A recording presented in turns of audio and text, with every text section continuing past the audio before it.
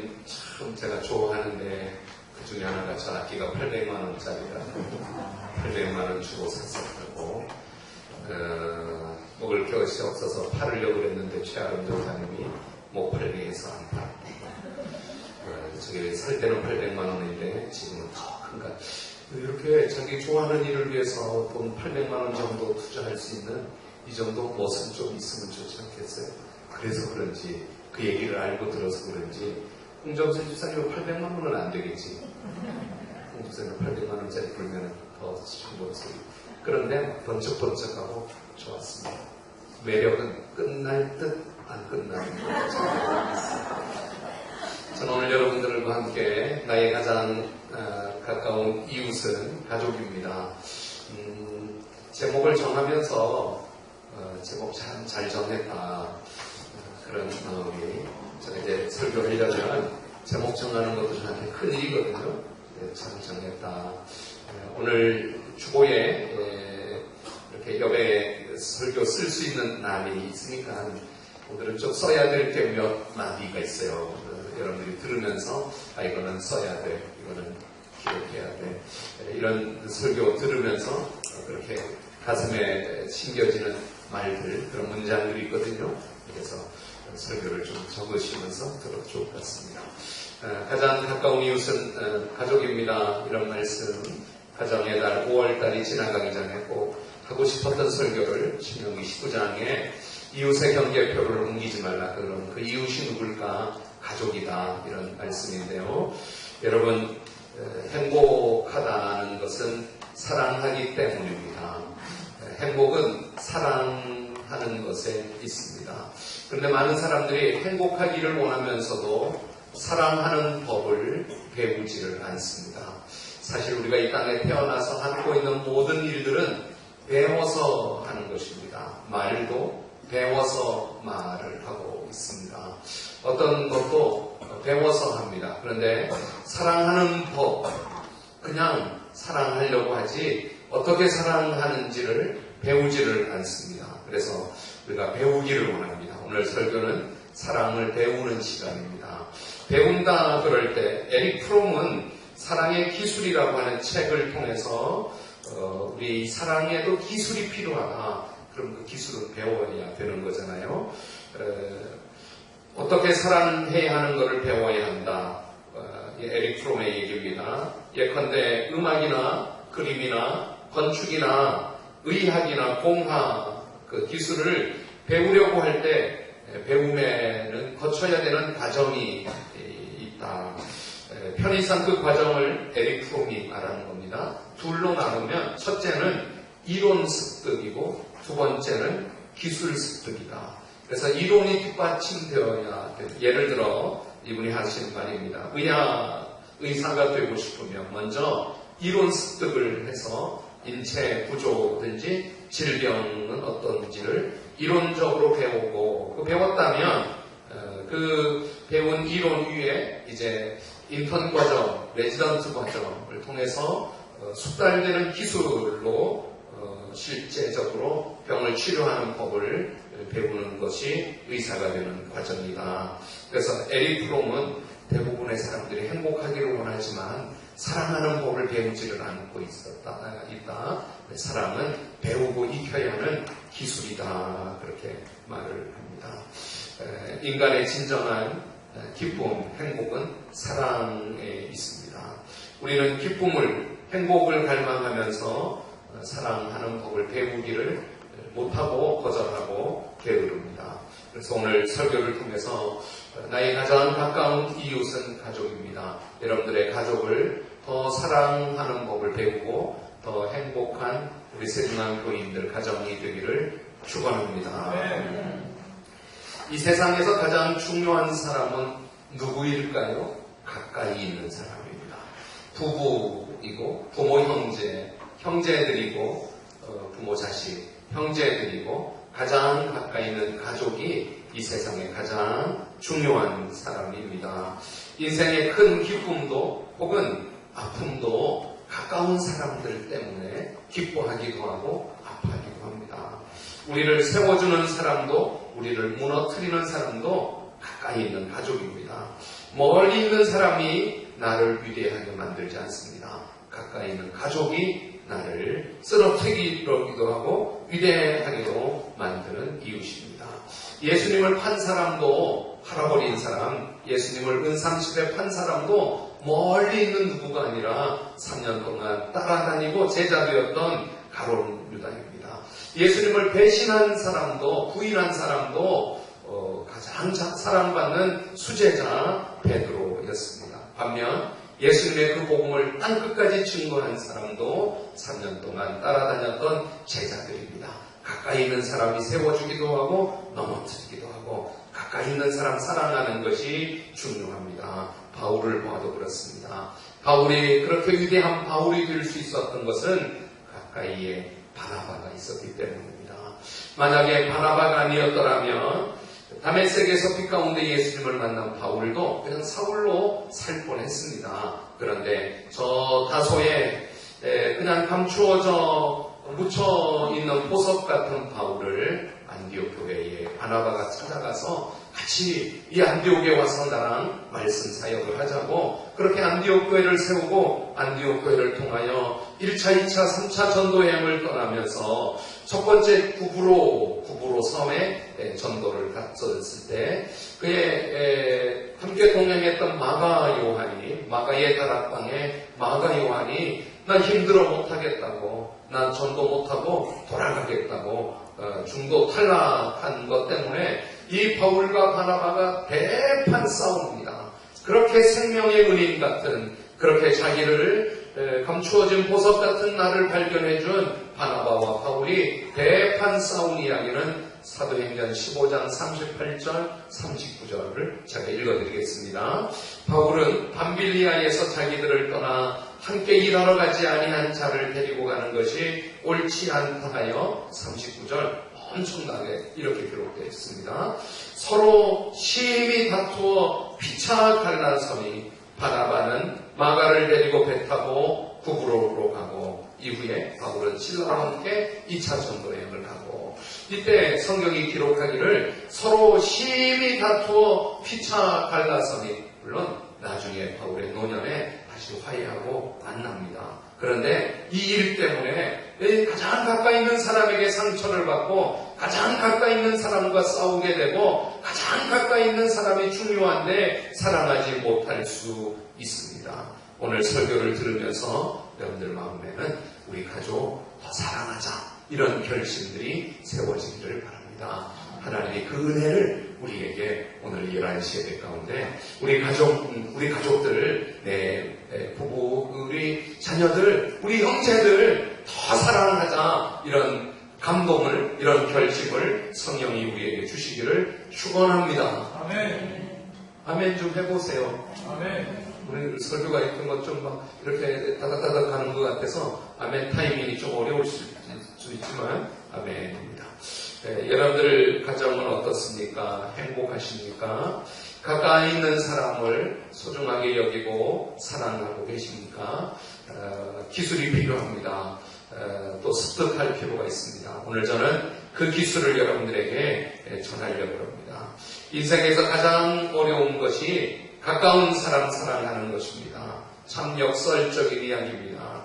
누구보다도 사랑해야 하는 사람이고 사랑할 수밖에 없는 사람인데도 우리는 가까이 있는 사람에게서 상처를 받고 가까이 있는 사람과 갈등하기도 합니다. 가정에서 혹은 직장에서 교회 안에서도 가정의 어떤 일 때문에 직장의 어떤 프로젝트가 교회 생활의 어떤 문제가 사랑도 하지만 서로 상처를 주고 받고 있습니다.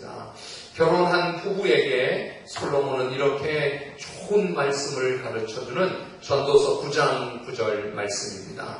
내 헛된 평생의 모든 날, 곧 하나님이 해 아래에서 내게 주신 모든 헛된 날에 너가 사랑하는 아내와 함께 즐겁게 살지어다. 너가 사랑하는 남편과 함께 즐겁게 살지어다. 그것이 너가 평생의 해 아래 수고하고 얻은 내 몫이니라. 여러분, 이 땅에 살아가는 수고의 몫은 사랑하는 남편, 아내, 가족과 즐겁게 사는 것이 하나님이 주시는 몫이라는 것입니다. 그러니 오늘 설교를 들으면서 여러분들 가족들 더 사랑하기로 결심하십시오. 텔레비전에 어느 노인 부부가 노인 프로그램입니다. 여든을 넘긴 할아버지 할머니가 출연을 했습니다. 사회자는 이 부부 두 분을 상대로 여러 가지 퀴즈를 내고 큰아들 이름은 뭐 이런 거 맞추는 겁니다. 손주는 몇 명 이렇게 맞추는데 그러면서 한번 스피드 퀴즈 게임이 시청자들의 폭소를 장안했습니다. 어느 한쪽이 먼저 제시한 낱말을 설명하고 빨리 맞추고 이렇게 하는 스피드 퀴즈입니다. 할아버지가 천생연분이라는 단어를 받았습니다. 자신만만한 미소를 지으며 할머니에게 천생연분을 설명하는 것입니다. 할머니, 우리처럼 오래 행복하게 잘 사는 사람 뭐라 그러지? 할머니는 오래 산 거는 맞은데 행복하게 산 것 같지는 않고 뭐라고 대답을 못하고 있으니까 할아버지가 답답한 듯 시간이 척척 지나가니까 할아버지가 가슴을 치면서 다시 설명을 했습니다. 왜? 우리 같은 부부 이거 뭐라 그러잖아. 그러니까 할머니가 뭔가 알겠다는 듯이 회심의 미소를 지으며 대답을 했습니다. 왼수. 그러니까 할아버지가 화장내신 당황해 하시면서 다시 용기를 내어서 아이고 아니고 내자야 내자. 여러분들이 다 아시는 답이라고 생각을 합니다. 할머니가 아주 당당하게 평생 왼수 대답한 거예요. 할아버지는 천생연분을 설명을 했는데 할머니는 평생 왼수로 대답한 것입니다. 사회자가 다시 물었습니다. 그동안 할아버지 할머니 싸우지 않으셨어요? 부부싸움 안 하셨어요? 할아버지가 물론요. 할머니가 내 성격 알고 모두 받아주어요. 우리는 천생연분입니다. 절대로 싸움 같은 것은 하지 않아요. 그런데 할머니의 대답은 약간 달랐습니다. 부부싸움요? 말도 마세요. 내 속 썩은 줄 누가 알긴 하겠어요. 하나님이나 내 검게 탄 속을 아실까요? 약간 농담같이 들리는 해프닝같이 들리는 이 대화, 이 장면이 어쩌면 우리 부부의 모습은 아니죠. 한쪽은 행복하다고 말하는데 한쪽은 전혀 그렇지 않은 것.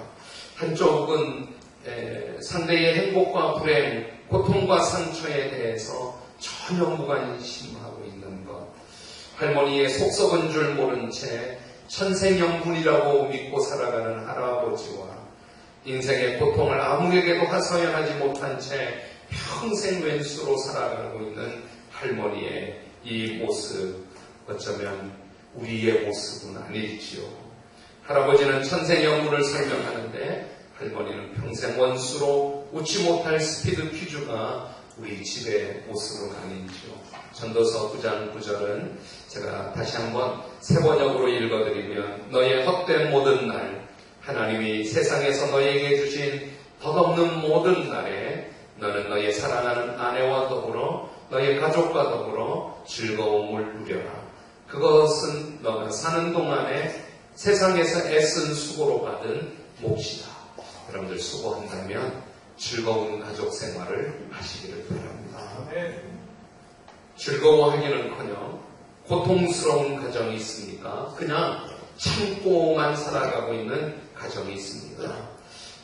바울은 또 오늘 신명기서는 우리에게 몇 가지 사랑의 기술을 가르쳐 주고 있습니다. 엘버트 허버트라고 하는 분이 삶에 아무 문제도 갖고 있지 않는 사람은 이미 경기에서 제외된 사람이다. 사람은 다 문제가 있다는 것입니다. 우리가 살고 있는 한 문제는 있는 것입니다. 문제가 없는 것은 공동묘지밖에 없습니다. 다 문제가 있습니다. 카네기는 다른 어떤 재능보다 남과 잘 어울릴 수 있는 재능을 가진 사람에게 더 많은 돈을 지불하고 싶다. 남과 잘 어울리는 사람, 그런 가정이면 얼마나 좋겠습니까? 인생의 모순은 가장 사랑해야 할 사람을 사랑하지 못하는 것에 있습니다. 가장 사랑해야 할 사람은 가장 가까이 있는 가족입니다. 그런데 가장 사랑해야 할 사람을 사랑하지 않고 사랑하면 안 될 사람을 사랑하고 있는 이 시대의 아이러니, 오늘 성경을 통해서 우리 가족을 더 사랑하기로 결심하고 그 기술을, 그 지혜를 하나님의 말씀을 통해서 허락해 주시기를 바랍니다. 우리 사람들은 새로운 사람을 만나면 얼마나 사랑하는지 모릅니다. 첫 시작은 얼마나 뜨거운 열정이 있는지 모릅니다. 대단한 열심으로 상대방을 귀하게 여깁니다. 아주 예의 바른 태도로 조심스럽게 말도 하고 호기심을 가지고 상대방을 대합니다. 만날 때마다 들뜬 마음을 갖습니다. 상대방의 마음으로 뒤에 기술과 지혜와 물질을 다 동원합니다. 결국 그 마음을 얻은 다음, 그게 중요합니다. 문제는 일단 사랑으로 보난 다음에 그토록 힘겹게 얻은 사랑을 급속도로 식어버리는 것입니다. 왜 이렇게 사람들의 사랑은 쉽게 식어버리는 걸까요? 그렇게 사랑해서 사랑하고 결혼했는데 결혼 후에는 왜 그렇게 사랑이 식어버리는 것일까요? 사랑하는 님이 언제부터 남이 되고 마는 이유가 무엇일까요? 사랑하는 사람이 원수가 되는 이유가 무엇일까요? 제가 설교를 준비하면서 원수와 왼수에 대해서 알게 되었습니다. 원수는 같이 살지 않아도 되는 사람이고 왼수는 같이 사는 원수, 같이 살아야 돼요. 같이 사는 남편이 왼수가 되고 내가 낳은 자식이 왼수가 되면 얼마나 어렵겠습니까? 우리가 기억해야 할 것은 왼수라고 생각하는 사람이 한때는 눈에 넣어도 아프지 않았던 자식이고 그토록 사랑했던 사람이었던 사실을 다시 기억하시길 바랍니다. 지금은 이렇게 왼수인데 그때는 그렇게 사랑했던 사람이라는 것입니다. 그렇다면 그거를 기억하면 다시 사랑할 수 있지 않을까요? 제가 사랑의 기술을 가르쳐 드리면 한 3가지 먼저 말씀합니다. 장애물을 걷어내야 됩니다. 이 사람을 사랑하는, 우리 가족을 사랑할 수 없게 만드는 장애물들이 한 3가지 정도가 있습니다. 첫째 하나의 장애물은 그 사랑이 소유라고 생각해서입니다. 사랑은 소유가 아닙니다. 사랑은 주는 것입니다. 에릭 프롬의 얘기가 이 땅의 사람들의 삶의 형태가 2가지가 있는데 하나는 소유형 사람이고 하나는 존재형 사람이라는 것입니다.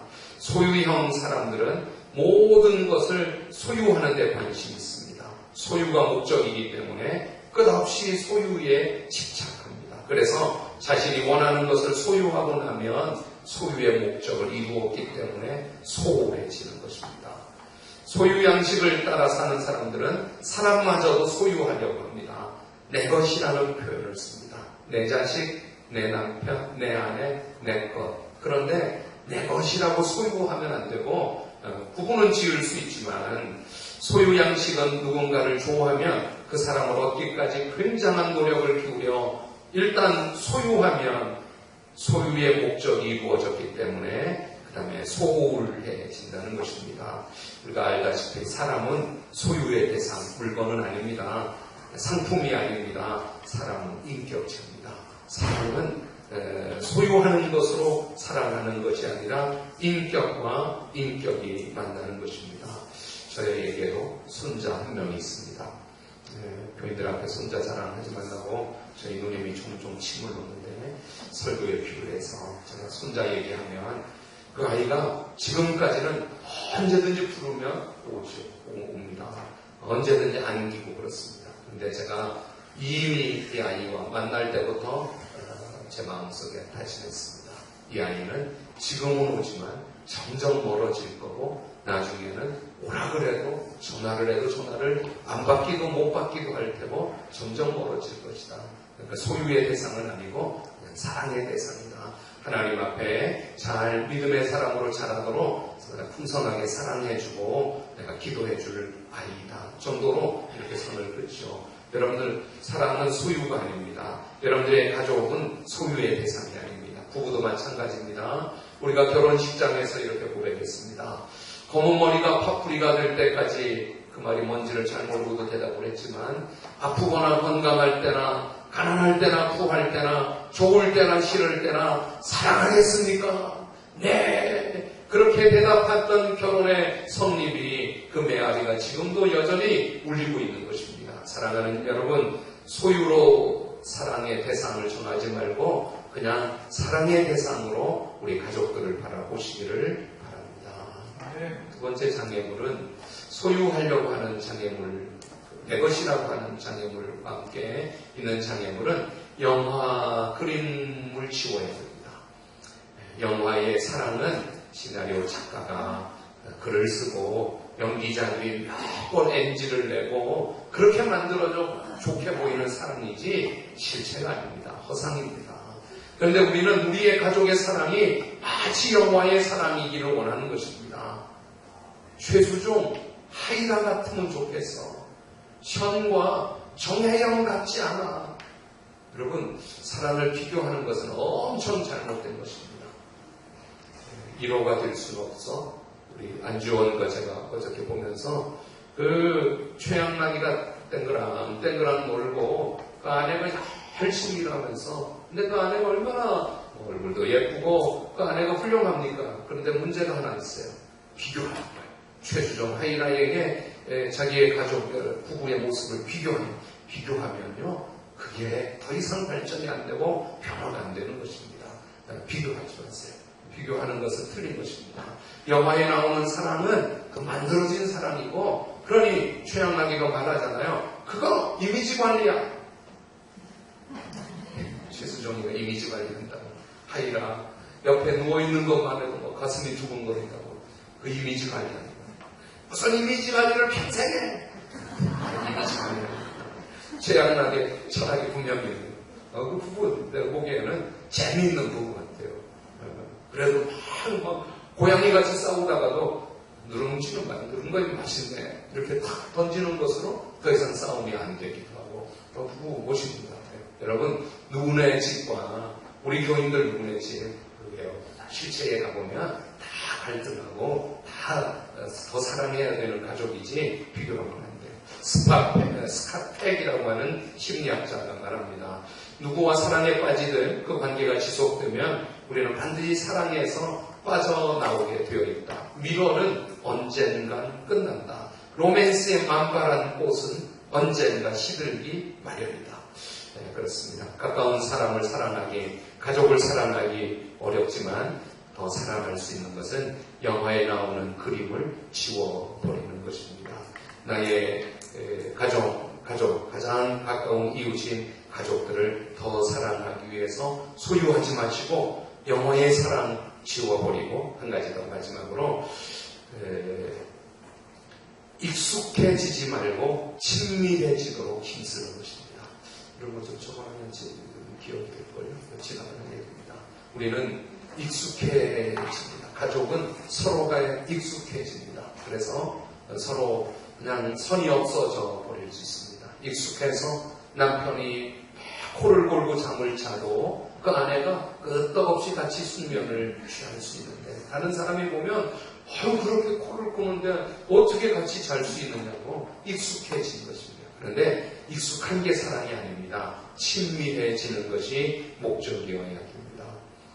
익숙해지면 그 가치를 망각하게 되고 쉽게 가볍게 대합니다. 익숙하면 함부로 대하고 소홀히 여깁니다. 예수님도 익숙했던 사람들 속에서는 아무 일도 할 수 없었습니다. 나사렛에 갔을 때 요셉 아들 아니야? 마리아가 낳은 아들 아니야? 베들레헴에서 태어났었는데 그들 속에는 아무 선지자, 하나님의 아들로서, 그러니까 그 고향을 배척하고 떠나왔죠. 우리가 사람을 만나는 것은 사랑하기 위해서입니다. 이 말 적으면서도 많이 찔렸어요. 목사와 성도가 만나는 것은 사랑하기 위해서입니다. 이렇게 한 분도 하면 안 죽습니다. 바이어가 만날 때는 이익을 위해서 좋은 물건 싸게 사고 좋은 물건 비싸게 팔고 바이어. 근데 우리가 만나는 것, 사람이 사람을 만날 때는 사랑하기 위해서 만나. 남편과 아내가 만난 것은 자식 낳고 살기 위해서가 아니라 사랑하기 위해서 만난 것입니다. 이제서라도 좀 아시기 바랍니다. 나 혼자 못 살아서 외로워서 만난 게 아니라 사랑이 해주려고 사랑하기 위해서. 하나님 우리에게 자식을 주신 것은 이 자식 내가 너에게 맡겨줄 테니 많이 사랑해라. 이 자식 사랑이 필요한 사람이다. 많이 사랑해주면 훌륭한 사람이 된다. 사랑하기 위해서 만난 것입니다. 할렐루야. 적겠습니다. 여러분들 아멘도 잘 안 하고 하니까 적겠습니다. 사람이 사람을 만나는 것은 사랑하기 위해서입니다. 왜 이렇게 만나고 가족이 되었는가? 사랑하기 위해서 하는 것입니다. 사람을 만날 때 사랑하기 위해서가 아니고 상대방을 변화시키기 위해서가 목적이 되면 사랑할 수 없습니다. 변화시키려면 그 사람의 잘못하는 것, 단점, 약점 이런 거 자꾸 보아야 되고 말해줘야 되고 그러면 싸우고 맙니다. 변화시키기 위해서 만난 게 아닙니다. 사랑하기 위해서 만난 것입니다. 그래서 우리는 가장 가까운 이웃을 사랑하기 위해서 이제 세 가지 장애물을 보고 두 가지를 제가 설명하겠습니다. 하나는 긍정적인 생각을 갖는 기술을 익히십시오. 긍정적인 생각. 우리 자녀의 장점을 보고 우리 가족의 장점을 보고 잘하는 것을 보는 긍정적인 생각을 먼저 갖기를 바랍니다. 인간관계에서 중요한 것이 사랑에서 중요한 것이 생각입니다. 어떻게 생각이 사랑할 수 있어요? 감정이죠. 여러분 감정은 생각에서 생겨납니다. 가까운 사람을 사랑하기 위해서 생각을 긍정적으로 하시길 바랍니다. 참 아멘을 안 하셔서 여러분들이 너무 잘하고 있는 이야기인지 딴 나라 얘기인지 좀 그렇습니다. 에머슨이라고 하는 상담가는 생각이 열쇠다 이런 말을 했습니다. 생각에 따라서 즐거울 수도 있고 괴로울 수도 있습니다. 상황에 따라서가 아닙니다. 생각에 따라서입니다. 저 카나다에서 미국으로 흘러내리는 나이아가라 폭포의 생각을 바꾸었더니 나이아가라는 늘 여름이 되면 장마철에 홍수가 일어나 막대한 재산, 농경지를 인명의 피해를 가져왔습니다. 어느 한 사람이 다음과 같이 생각을 했습니다. 나이아가라 폭포가 이렇게 막강한 파괴력을 가지고 있다면 이것을 제대로 활용하기만 하면 그 농작물과 인간의 생명을 위협하는 그 힘이 인간에게 큰 이로움을 줄 수도 있겠다. 그래서 댐이 건설되었습니다. 그 댐을 통해서 지금까지 미국과 카나다는 어마어마한 전기를 공급받고 있습니다.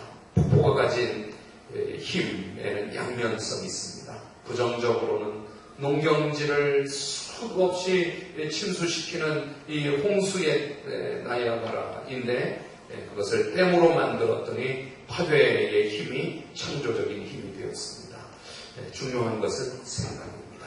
여러분들의 가정을 향해서 믿음의 긍정적인 생각을 갖기를 바랍니다. 영국의 시 에드먼드 스펜서는 인생은 조각하는 돌이다. 여기에 신의 모습을 조각하는 것도 악마의 모습을 조각하는 것도 각자의 선택이다.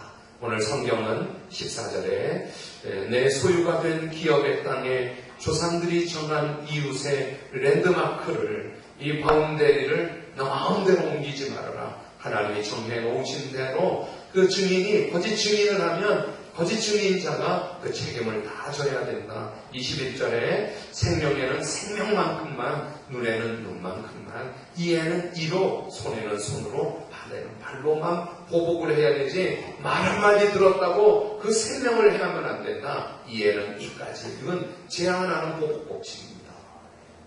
이 성경을 잘못 읽으면 눈에는 눈으로, 이에는 이로, 이만큼만, 그 이상은 안 돼. 말 한마디 들었다면 말 한마디만큼만 보복해야지 말 한마디 듣고 그 삶을 다 송두리째 멱살을 잡고 죽음에 이르게 하면 안 된다. 이건 제한 보복 법칙입니다. 이렇게 하는 것은 우리 가족에게도 그대로 적용되는 것입니다. 그래서 제가 여러분들에게 드리는 사랑의 기술 팁은 긍정적인 생각을 갖기를 바랍니다. 쉽지는 않을 거예요. 근데 믿음만이 가능합니다. 또 한 가지 결론적이기도 하고 실천할 수 있는 우리 가장 가까운 이웃을 사랑할 수 있는 것은 있는 모습 그대로 받아주는 것입니다. 이 얘기는 이미 얘기했던 얘기고 알고 있는 얘기지만 좀 들어보십시오. 바울은 필립보서 1장 6절에 너희 안에 착한 일을 시작하신 이는 그리스도 예수님이 이루실 줄을 너희 안에서 착한 일을 시작하신 이가 그리스도 예수의 날까지 이루실 줄을 우리는 확신하노라. 바울에게는 이런 긍정적으로 있는 모습 그대로 이 시작하신 분이 만나게 해주신 분이 하나님이다. 이 자식 주신 분이 하나님이다. 이 부모 만나게 해주신 분이 하나님이시다. 착한 일을 시작하신 분이 예수님이시니 그 예수님이 결국에 이루실 줄 확신한다. 우리의 힘이 아닙니다. 주님이 이루십니다. 그러니 그냥 있는 모습 그대로 바라보시기를 바랍니다. 사랑은 그 사람에게 맞춰주는 것입니다. 나에게 맞추려 그러니 힘든 것이지 그 사람에게 맞춰주는 것입니다. 그 얘기를 좀 더 실감 있게 듣도록 주보를 펴시고 목양을 때문에 글을 좀 같이 읽어보려고 합니다. 어머니의 사랑으로 잘 자라난 아들 셋이 성공하기 위해 집을 나섰고 모두 다 성공하여 많은 돈을 벌었습니다. 승부욕이 강한 아들 셋이 한데 모여 자신이 늙으신 어머님을 위해 무엇을 선물했는지 자랑하게 됩니다. 첫째가 나는 어머니께 커다란 집을 지어드렸지. 이런 아들이 있으면 참 좋겠어요. 둘째가 나는 어머니에게 운전기사가 딸린 최고급 승용차를 보내드렸지. 셋째가 형들 모두 나한테 졌어. 어머니는 성경 읽는 것을 가장 좋아하셨는데 요즘 시력이 약해지셔서 글을 잘 못 읽으시잖아. 그래서 나는 성경 전체를 암송하는 예쁜 앵무새를 보내드렸지. 수도원에 사는 수도사 12분이 12년 동안 밤낮으로 성경 암송한 훈련한 앵무새야. 그 훈련비로 1년에 10만 달러씩 10년이나 기부금을 내야 했지만 나는 전혀 아깝지 않아. 그만한 가치가 있으니까. 이제 어머니가 몇 장 몇 절이라고 말씀만 하면 앵무새가 하나도 틀림없이 척척 다 알아서 성경 말씀을 읽어드릴 거야. 얼마 후 어머니는 세 아들에게 편지를 보냈습니다. 첫째 아들에게 첫째야 내가 지어준 집은 너무 크구나. 내가 사용하는 방은 오직 한 개인데 온 방을 다 청소해야만 하니 정말 힘들구나. 좀 힘들다는 거죠? 저는 아닙니다. 집 지어주면 청소 열심히 살겠어요. 둘째 아들은 둘째야 난 이제 여행 다니기엔 너무 늙었어. 난 항상 집에만 있어서 그 최고급 승용차 탈 일이 거의 없구나.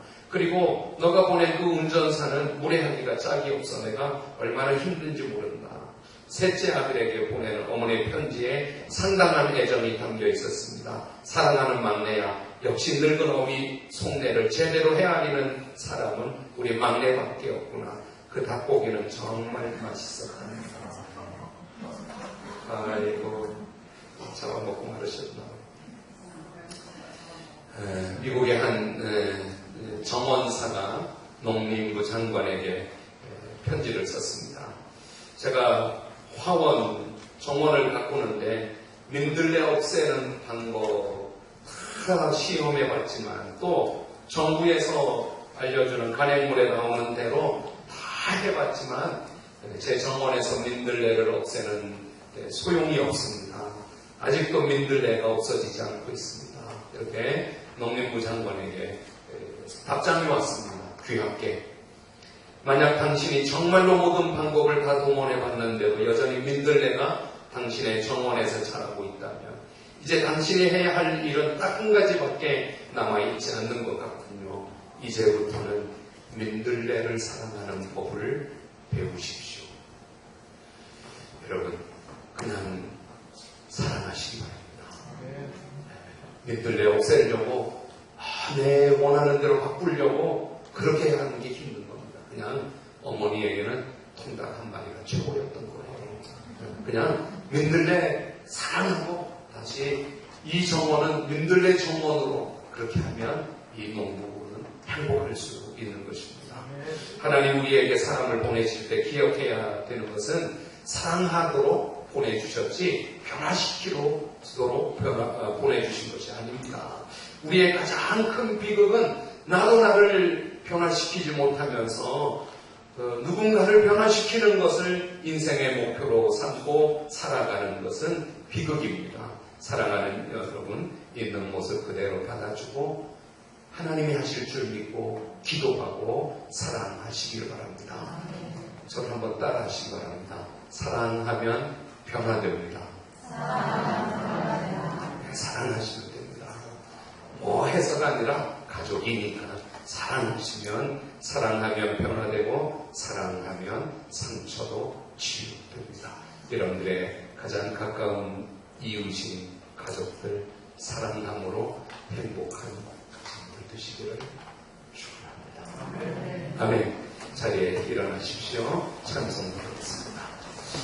제가 시편 성경 읽으면서 15편 14절을 읽으면서 이번 이 찬양을 부르겠습니다.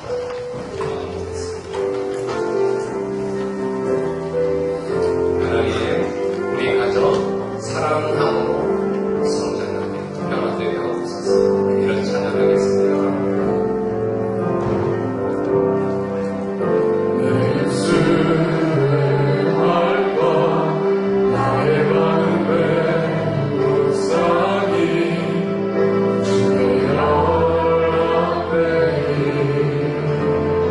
와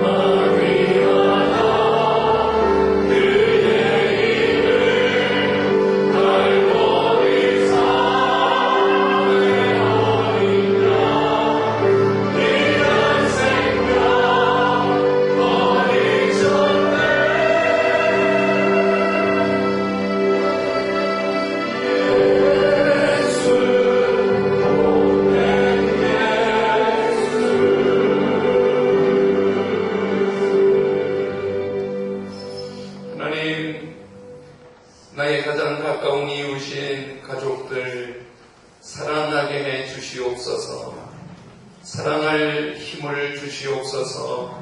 사랑할 용기를 주시옵소서. 사랑할 사랑 하나님께로부터 받아 공급하게 해 주시옵소서. 사랑의 대상으로만 보게 해 주시고 내 힘으로 내가 화내는 것으로 소리치는 것으로 변화시킬 수 없는 것을 알게 해 주시고 우리 가족을 사랑하게 하는 장애물들을 거두게 해 주시옵소서.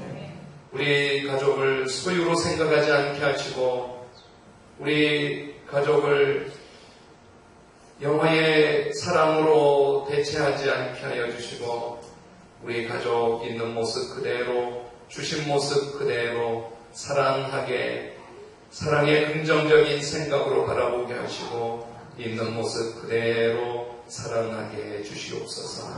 그래서 사랑했더니 변화된 사랑했더니 치유된 사랑했더니 더 사랑하게 되는 우리 세중한 교인들 가정들이 다 되게 해 주시옵소서.